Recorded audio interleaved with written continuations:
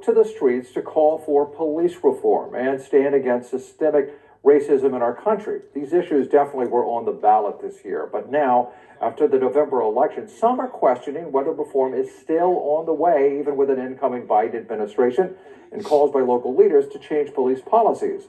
I sat down with local Bishop Cornelius Bowser, a community advocate and founder of an outreach program, to talk about the post-election climate and what role the community plays in fixing a broken system.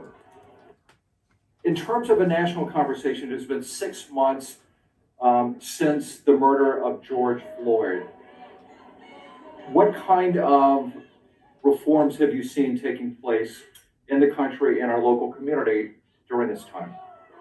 Well, basically, I've been seeing the minor changes, what we call the low-hanging fruit, such as, here in San Diego, even though they was already working on it, Measure B, but nothing that is really going to change the way our communities are policed. I appreciate them talking about, getting a CRB so they can have great accountability, but we have to understand that those types of policy changes do not actually bring change in how the community is policed. It has to be on the front end on how our communities are policed, not the back end where when someone gets shot or killed or injured, and then we want to do something about it. We want to prevent that from happening. And the only way we're going to do that, we most definitely have to change the culture within policing and how they view our communities.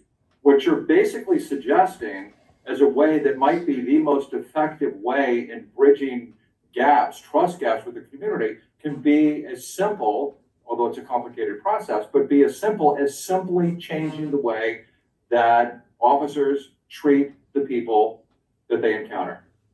Exactly. We know the difference between when we're being profiled as a criminal because maybe our race or where we live, versus when police officers are really just doing their job, right? And being fair with us. Right. We know the difference between those two things.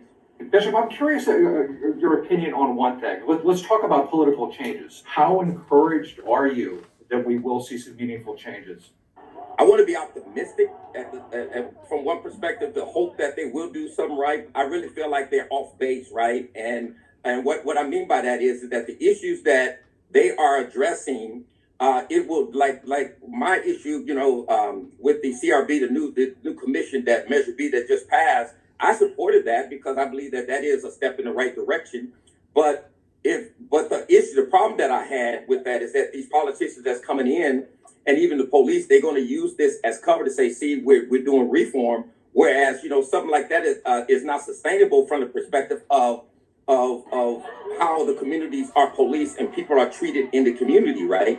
And so that's on the back end of it. But Bishop, let me ask you this. You have a new mayor, you have a new city council that's coming in, basically a new board of supervisors. Don't they deserve a chance to do the right thing? Do they deserve a bit of patience from the community to see if they can get it right? Well, when we talk about giving them a chance and how long, because my thing is that because with George Floyd and the protests that we've seen in the streets, we haven't seen anything like that before, right? 9 out of 10 Democrats were saying that they want to see major police changes. And so if that is the case, and these politicians, a lot of them, held up signs that said Black Lives Matter. These same politicians are the ones that were, some of them running on a progressive platform when it comes to reform and so on. But at the same time, when it comes time to making change, they start saying things like, well, this is going to take time to do. And it's delay after delay. You're really clear in spelling out really what political officials and police departments, culture-wise, really need to do to make some substantial changes. What role do you think the community plays in the part of change? The community has to get involved. We have to hold our politicians' feet to the fire, right?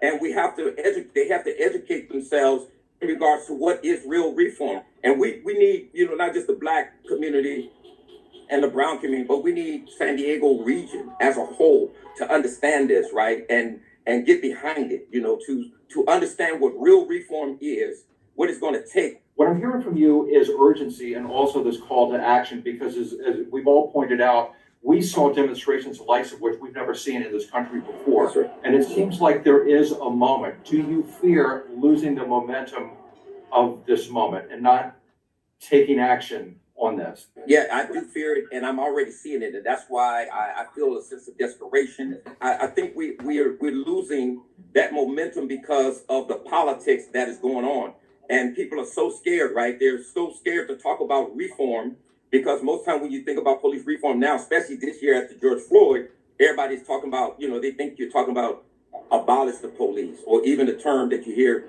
defund the police, right? And of course, we want to reimagine policing.